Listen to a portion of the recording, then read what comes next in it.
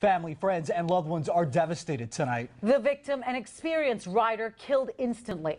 Let's get right out live to the scene in Hialeah. Local 10 News reporter Leanne Morajón is there. Leanne? Nikki Carlos Izquierdo was a humble man by all accounts, beloved by family, neighbors, even the waitress at his favorite breakfast spot. The family member that we spoke to today said that she cried when she heard the news that he had died in a violent wreck just before midnight. Just a wonderful man. He loved by everyone. By all accounts, Izquierdo was in a good place in his life, happy and in a new relationship when his life was cut short. He was telling me this is the happiest it's ever been.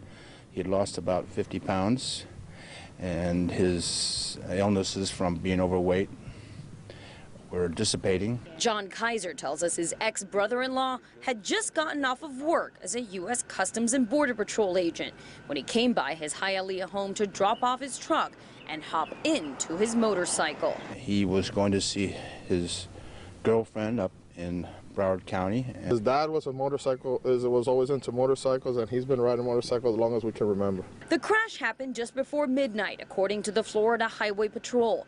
They say the 53-year-old was going too fast along the northbound Palmetto Expressway when he crashed into the guardrail near the ramp to I-75. The subject was ejected from the motorcycle and was pronounced deceased at the scene. Izquierdo was a Cuban native and served 20 years in the U.S. Navy. His family tells us his wishes were to be buried at sea. Those arrangements are already in process. We're just very hurt for his loss. We hope them the best. Anything they need, we're here for them. And back out live where you can see the sign leading to that very ramp where Izquierdo died.